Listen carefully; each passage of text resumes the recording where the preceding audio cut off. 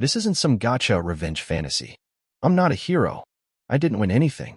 If anything, I walked out of that bar more broken than I ever thought possible, but at least I finally walked out. My name's Ellis. I'm 39. I fix commercial refrigerators for a living, and until recently, I thought I was just a quiet, dependable husband married to a woman who liked stability more than surprises. Her name is Darlene. She used to say she loved that I was safe. Looking back, I should have asked what she meant by that word, because safe turned out to mean forgettable. We met at a tire shop, of all places. She was yelling at the guy behind the counter for overcharging her, and I stepped in because I thought she needed help. That moment kind of defined our marriage, me stepping in, her storming through life with fire, and me holding the door open. For 14 years, I did the grocery runs, remembered her sister's birthday, paid the electric bill early, and tried to laugh at jokes I didn't really find funny anymore. I was never the kind of man women stared at in public, but Darlene used to stare. That was enough. Or it used to be. Things changed last fall. The air got colder, and so did she. At first, it was subtle, more makeup on weekdays, less time replying to texts, jokes at my expense during dinners with friends. Then the lies got bolder. She said she was going to pottery class on Friday nights. I believed her, until I drove past the studio one evening and saw it dark, chained up. I told myself maybe class was canceled. Twice. 3 times. Then she started drinking wine alone. Darlene never drank alone. One night, she came home at 2 a.m. reeking of cologne I don't wear and said, "We were just celebrating a client's retirement." That client? I found out later he was 29. I didn't confront her. Not at first. I did what most men like me do. I blamed myself. Maybe I got too boring. Maybe she needed more excitement. I actually started dressing better, cooking dinner more often, asking her questions about her day like some desperate puppy wagging its tail for scraps. Nothing changed. Except me. I started looking smaller in the mirror. And then came that night. The bar night. She told me she had a team mixer downtown. I asked if I could meet her after. I don't know why I still tried, and she said sure, in that tone that's meant to sound casual but really just hides dread. I showed up 15 minutes early and waited at the bar. That's when I saw her walk in, not alone. He was with her. Some guy in a navy dress shirt, hand low on her back. She laughed the way she used to laugh with me. But here's the part that got me. She kissed him before they even got to the booth. And then they toasted. To what? I'll never know. But I knew what I had to do. I took off my ring. It left a pale circle on my finger, a ghost of the life I thought I had. I signaled the bartender. Slid it to him quietly. Told him, drop it in her drink when I give the nod. He looked at me like he wanted to say something, but didn't. Maybe he'd seen this kind of thing before. I waited until she lifted her glass. I gave the nod. He did it perfectly. The ring clinked inside the wine glass like a bell tolling the end of something sacred. She looked down, confused, then horrified. Her eyes darted around the room. When she saw me at the bar, standing quietly with my hands in my pockets, her face collapsed into itself, like something heavy finally gave way. Her date leaned over and whispered something, but she didn't hear it. She just kept staring at me, and I just walked out. But that wasn't the end. The next morning, I got a call from someone I never expected, someone who told me Darlene had been keeping way more than secrets from me. I didn't sleep that night. You'd think the kind of closure, the ring in the glass, the walkout, her stunned expression, would bring some kind of peace. It didn't. I laid in bed, staring at the ceiling, my mind chewing itself to pieces with everything I should have seen sooner, every red flag I painted white. At around 6:20 a.m., just as the first bits of light pushed through the blinds, my phone rang. I didn't recognize the number, but I answered. I don't know why. Maybe I was hoping it was her, Darlene, calling to say it was all a mistake, that she was sorry, that she wanted to talk. That's how pathetic I was still feeling, even after everything. But it wasn't her. It was a man. His voice was low, careful, like he wasn't sure if I'd hang up or explode. He introduced himself as Brian. The name meant nothing to me. But what he said next, that changed everything. I saw what you did last night, he said. The ring. The bartender move. That was something. Listen, I need to tell you something. About Darlene. At first, I thought maybe it was the guy from the bar, the one she was with, trying to gloat or pick a fight.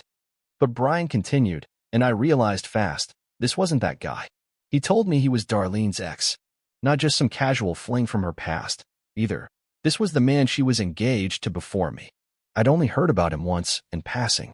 She told me he'd cheated on her and that she'd cut him out completely. Turns out, she lied about everything. Brian told me he and Darlene had been back in contact for years. Not romantically, at least according to him, but close enough that he'd seen patterns. He told me she had a habit, a cycle, that she had done this kind of thing to every man she'd ever been with, slowly replacing them emotionally before ever physically leaving. He said she thrived on making men feel small, like they had to earn her warmth. She dangled affection like a carrot and punished men who stopped chasing. I didn't want to believe it. Not because it didn't make sense, but because it made too much sense. Then he dropped the real bomb. She's not just cheating on you. She's living two lives. I know for a fact she's been renting an apartment under a different name for months now. I've seen her there. That's when I sat up in bed. My heart wasn't racing, it had gone still. Frozen. The kind of cold that settles in when shock turns into a sick sort of understanding. He said he'd send me the address. Told me if I wanted real answers, the kind you can't unhear, I should go there that afternoon. Not in a rage. Not to cause a scene. Just to see. So I did. The building was on the east side, near a row of high-end condos. Nothing fancy, but certainly not cheap either. I waited across the street in my car. Around 4:15, I saw her. Darlene. Wearing jeans and a soft sweater, one I'd never seen before, hair tied back in a way she only did when she was comfortable. She walked up to the building with groceries in hand like she'd done it 100 times. She didn't look nervous. She didn't act like someone hiding anything. That scared me the most. She had settled into this other life. Calm. Confident. As if I never existed. I followed her up, waited until she was inside. Then I checked the mailbox labels, and there it was. Apartment 3B. The name, M. Greer. Her mother's maiden name. I didn't knock. I left. I knew I couldn't confront her yet. Not without knowing more.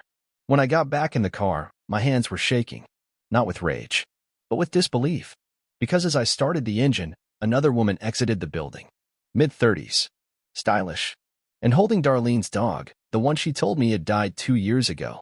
My mind was racing. Why would she fake the death of a dog? What else had she faked?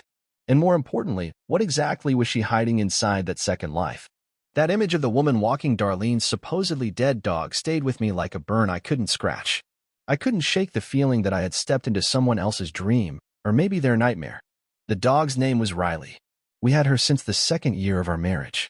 Darlene bawled for 3 days when she said Riley had been hit by a car while I was out of town on a job.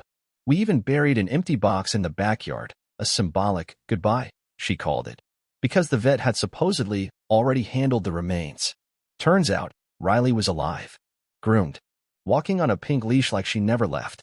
And the woman holding the leash? I didn't recognize her, but she had keys to the apartment.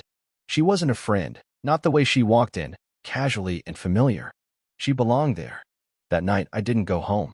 I couldn't. I checked into a cheap motel, sat on the edge of the bed for hours just rewinding, trying to count all the lies and wondering how many more were hiding in places I hadn't even thought to look. By morning, I knew I couldn't just sit with suspicion anymore. I needed proof. So I called the only person I could think of who might help, a guy named Jace who used to do freelance private investigations before getting a corporate gig. We hadn't spoken in years, but he picked up. I told him everything, and to my surprise, he didn't mock me, didn't judge me. He just said, "You need evidence. Hard stuff. Not just what you saw." He had a camera on her place within 48 hours. What followed over the next week was a descent into something I can only describe as slow-motion horror. Every day, Jay sent me footage. Darlene coming and going, but never alone. There were 3 men. 3. All different. All at different times. One of them looked barely 30.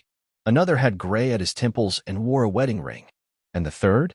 He looked like a walking paycheck, suits, briefcases, the works. It wasn't the physical betrayal that gutted me, not entirely. It was the normalcy of it. Like she wasn't sneaking around. Like none of it felt wrong to her. Laughing on her way in, dancing in socks by the kitchen window with one of them, having coffee on the little balcony like she was the star of her own peaceful movie. Meanwhile, I was falling apart in a dark motel room eating stale crackers for dinner and waiting for the next clip of my wife living her other life. Jace didn't stop there. He dug into her records, and what he found made me physically ill. 2 years ago, she opened a separate bank account under her mother's maiden name. Slowly, she'd been moving money out of our joint savings. Not in large amounts, just enough to go unnoticed if you weren't looking. But over 24 months, she drained nearly $47,000, all while telling me we needed to cut back and stay frugal because times are tight. That same day, I got an envelope slipped under the motel room door. Inside were photos. Jace had printed them. Darlene in the apartment kitchen. Darlene holding hands with suit guy. Darlene kissing the one with the wedding ring on the same couch we once picked out together. And at the bottom of the pile, Riley, the dog she let me believe was dead, sitting on that same couch, happy, healthy, and curled up next to another man's feet. It broke something in me. Something quiet and foundational. And that's when I decided I wasn't going to just disappear. I wasn't going to yell or cry or destroy things. I wanted her to feel something real, something unforgettable. I wanted to give her a moment that would haunt her every time she lifted a glass. The plan would take a few more days, and the bartender from that night? He was about to become a key part of it. It took me 3 more days to set everything in motion. Every hour felt like I was carrying concrete inside my chest. The kind of weight you don't show, but it drags everything about you down, your voice, your thoughts, the way you move. I went back to our house once during that time while she was out. I didn't go to confront her or to leave a note. I just stood in the hallway. The silence there was different. Heavy. Almost staged. Like even the walls had been playing along with her act. I stared at the photo frames she hadn't bothered to dust. Our wedding photo. A goofy vacation selfie from when I still had a soul in my eyes. Her closet still had my hoodie in it, the one she used to wear when she wanted to feel close. It hung there untouched, like a prop on a forgotten set. I packed a single duffel bag. Just essentials. I knew I wouldn't be sleeping under that roof again. Now, about the bartender. His name was Cody. I went back to the bar where Darlene had met up with her team that night, the same one where I first saw her with the navy shirt mystery man. I walked in mid-afternoon when it was slow and quiet. Cody was there, cleaning glasses. He spotted me immediately and gave me a short nod. He remembered. I asked if he had a minute. He didn't hesitate. We sat at the end of the bar where no one could overhear, and I told him everything. From the fake dead dog to the double apartment, the bank transfers, and the 3 men. He didn't look surprised, just angry on my behalf. When I told him I wanted to give her something poetic, he leaned forward and grinned. "You want her to remember the taste of that betrayal," he said. "Say no more." I handed him a small black box. Inside was my wedding ring, the one I hadn't taken off for over a decade until that week. The ring that once meant forever and now meant absolutely nothing. He nodded, closed the box, and slipped it beneath the counter. We set a date. I knew Darlene was planning to meet one of her partners there the following Saturday night. I knew because she sent me a text meant for him by accident. I didn't respond. I just screenshotted it. She told him to meet her at the bar, said she'd be wearing that teal dress you like, and asked him to order the usual. That gave me everything I needed. The next part. I won't lie, it made me feel sick. But I knew if I didn't do something real, I'd never be able to close the door on this part of my life. So I rented a suit. A nice one. Got a haircut. Cleaned up like I was about to walk into a job interview or a funeral. In a way, it was both. I arrived early. Sat in the shadows. Ordered a club soda. Watched the front door.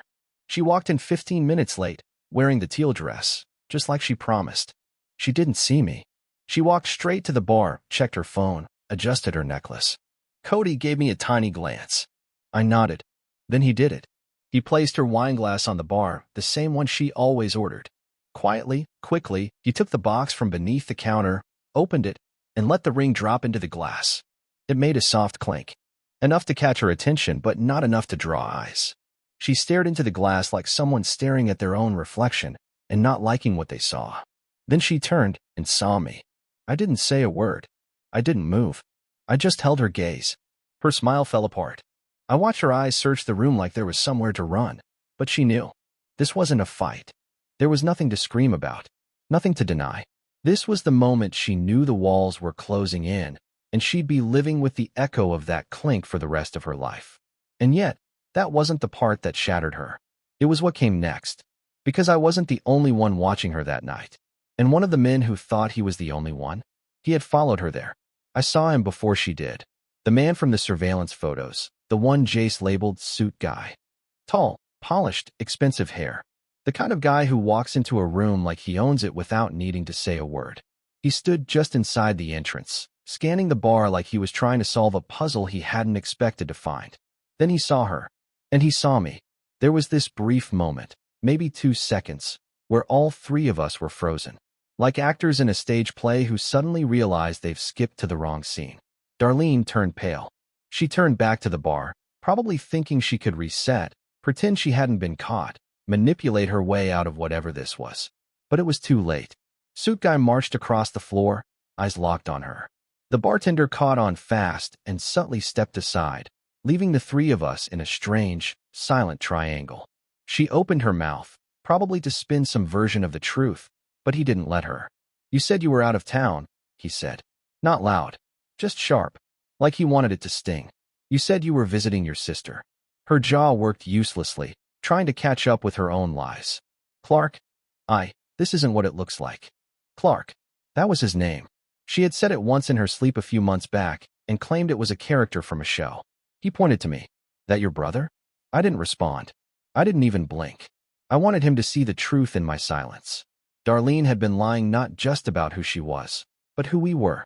I was her husband, still legally bound to her, still paying the mortgage on a house she hadn't slept in for days at a time. And this man, he was probably footing the bill for her little secret condo. Clark turned back to her, his mouth curling like he'd just tasted something bitter. "You lied to me," he said. "You told me you were divorced. You told me he was abusive. You told me you lost the dog because he forgot to close the gate."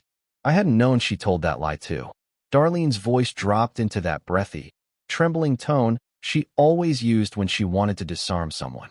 "Please just talk to me outside. We can explain." "We?" Clark laughed once, cold and hollow. "There is no we." Then, without another word, he turned and walked out of the bar. Just like I had that night with the ring. She stood there frozen, still holding the wine glass with the ring inside. For a second, she looked like she was about to scream. Instead, she downed the wine in one gulp, ring and all still clinking against the glass, and staggered back against the bar like the world had finally tilted out from under her. I still hadn't moved. I didn't need to. Everything I wanted to say had already been said, in silence, in planning, in that one unforgettable moment when all her worlds collided. She finally turned to me and muttered, "You ruined everything." It was the first honest thing she'd said in months. I stepped forward, not to argue or gloat, but to set the final piece in place. "No," I said. "You did. I just stopped covering for you." She stared at me like she didn't recognize me anymore. Maybe she didn't. Maybe she never really knew me to begin with. I left her standing there. Didn't look back. Just walked out into the cold air and breathed for the first time in what felt like years. But the story wasn't done. Not even close. Because 2 days later, I got a knock on my motel room door, and standing there was someone I never expected to see again. And what he told me, it changed everything I thought I knew about Darlene's betrayal. I'd been lying low for almost a week. After the scene at the bar, I changed motels, blocked Darlene's number, and handed Jace a small pile of everything I had left of our shared life. Photos, documents, even an anniversary card she once wrote me that, in hindsight, probably meant nothing at all. I figured that was the end of the story. I had done what I came to do. Exposed her lies, made her face herself, and started pulling my heart out of the wreckage one breath at a time. But on Wednesday morning, there was a knock on the motel door. Not the kind of hesitant tap you'd expect from a delivery or room service. It was steady, confident. I grabbed the handle, bracing for maybe a detective, or, worse, Darlene. But it wasn't either of those. It was a man in his mid-40s, with graying hair, wire-rimmed glasses, and a face that looked familiar in a way I couldn't quite place. He extended his hand like he already knew I'd be reluctant. "You don't know me," he said, "but my name's Thomas Greer. I used to be married to Darlene." My stomach dropped. This wasn't an ex-boyfriend. This was an ex-husband, one she had never even mentioned in 14 years of marriage. She told me I was her first husband, that she never believed in marriage until me. Another lie. One of dozens I was just beginning to uncover. I let him in. He didn't sit right away. He looked around the cheap, dusty room and said, "This isn't where you belong, man. You look like someone who just lost everything." I gave a weak nod. "Close enough." He sighed and sat down, hands folded, eyes heavy with the kind of exhaustion I recognized too well. "I heard what happened at the bar. My brother's friend was there. Word got to me fast. And when I heard your name, I had to come." I asked the obvious question, "Why?" He opened his worn leather bag and pulled out a thick manila envelope. "Because you're not the first. And if you're not careful, You won't be the last. Inside the envelope were dozens of documents, old property records, legal correspondence, photos, and letters from men, dated over 20 years, describing the same cycle. Same manipulation, same emotional warfare. Darlene had married 2 other men before me. Thomas had been number 2. I was number 3. All 3 of us had lost something we didn't even know was being taken. She doesn't just lie, he said. She builds illusions. Whole lives. Entire versions of herself designed for each man she's targeting. She becomes what you need, until she doesn't. I flipped through some of the papers. One letter caught my eye. It was from a man named Henry, dated 2005. He'd written about how Darlene convinced him to co-sign on a mortgage, drained the bank accounts, and disappeared. When he tracked her down, she'd already remarried to Thomas. Did you ever try to press charges? I asked. Thomas shook his head. Nothing stuck. She's careful. Always stays just on the legal side of theft. Emotional damage doesn't leave bruises you can show in court. I felt sick. Violated. Like the last 14 years had been a staged production, and I was just the latest actor cast in her play. But Thomas wasn't done. He reached into his coat pocket and pulled out a flash drive. This, he said, is from a private investigator I hired 5 years ago. I think you'll want to see what's on it. That night, I borrowed Jace's laptop and plugged it in. What I saw shattered whatever illusion I had left about Darlene. Videos, audio, conversations between her and men, some of whom I'd never seen, and others I now recognized far too well. She wasn't just cheating. She was orchestrating a lifestyle, a business, using each man for different roles, housing, money, status, emotional comfort, like we were pieces in her personal game board. And then, the final clip. Darlene, sitting on a bed, talking on the phone, her voice sweet, disarming. No, he has no clue, she said, laughing softly. He still thinks Riley died. Poor guy even cried when we buried that empty box. Honestly, I'm gonna stretch it another year. Maybe 2. Get the rest of his pension rolled into my name. I slammed the lid shut. My breath caught somewhere between my chest and throat. It wasn't just betrayal anymore, it was predatory. She had been planning this for years. My pension, my house, my entire future. This wasn't about heartbreak anymore. It was about survival. I stayed up all night after watching the footage. I didn't sleep. I didn't eat. I just sat there with my hands folded over my mouth, staring at the blank television screen across the motel room. The truth had settled in, not like a crash, but like a leak. Slow and corrosive. This wasn't just a failed marriage. This was premeditated. It was engineered. I had loved someone who saw me as a tool, a funding source, a fallback plan, an oblivious placeholder while she built a separate world behind my back. What haunted me most wasn't the cheating, or even the other apartment. It was that phone call I'd heard on the flash drive, her voice so casual as she joked about draining my pension and pretending to grieve over a dog she gave away to another man. I remembered that night I dug a fake grave in our backyard with tears in my eyes while she stood behind me, holding her arms like she was cold. She even sniffled once. I thought it was grief. Now I knew it was probably amusement. I needed to do something. Not to hurt her, that wasn't my style. But to stop her. I called Thomas that morning. We met for coffee at a place outside town. He brought a binder with him this time, everything documented, time-stamped, dated. Bank statements, property records, and even old photos of Darlene with the other men she had duped. I asked him, why didn't you ever take this public? He gave a sad smile. Because no one believes a man when he says he's been emotionally conned. We're expected to just man up, shake it off, and start over. But this wasn't heartbreak. This was long-term fraud. He paused. And I think it's time someone did something about it. So we made a plan. One that would stop short of anything vengeful. No illegal moves. No public humiliation. Just facts. Cold, undeniable facts in front of the right people. First, we compiled a detailed packet for my lawyer. I wanted out of the marriage, but not in the usual way. I wasn't going to let her walk away with half of what I'd built. Not after what I'd uncovered. With Thomas's evidence and Jace's surveillance, we had more than enough to file for divorce, citing fraud and financial misconduct. It wasn't going to be easy, but the lawyers said the case was strong, and that with a forensic accountant, we could likely expose the hidden accounts she'd used to move money. But that wasn't all. We knew Darlene had been telling Clark, the man from the bar, that she was divorced. According to Thomas, she had pulled that trick before, convinced a new partner she was free, then milk the emotional and financial benefits until the truth caught up. It was always temporary, always messy, but never with consequences. Until now. We found Clark. Not through social media, he was careful about that, but through one of Jace's contacts. He worked in corporate finance for a regional firm and had no idea what Darlene was really about. I didn't approach him directly. Instead, we mailed him a copy of the dossier, anonymously, with a simple note. You deserve the full story. We did too. From someone who got there first. Less than 48 hours later, I got an email from Clark. Just one line. Thank you. I had no idea. That same day, Darlene tried to call me for the first time in weeks. I didn't answer. Then came the texts. We need to talk. I think we both said things we didn't mean. I miss you. Let's meet. One last time. It was all so predictable. Like a script she'd used a dozen times before, hoping I'd be just as spineless as the last guy. But I wasn't that man anymore. Instead of responding, I filed the divorce paperwork.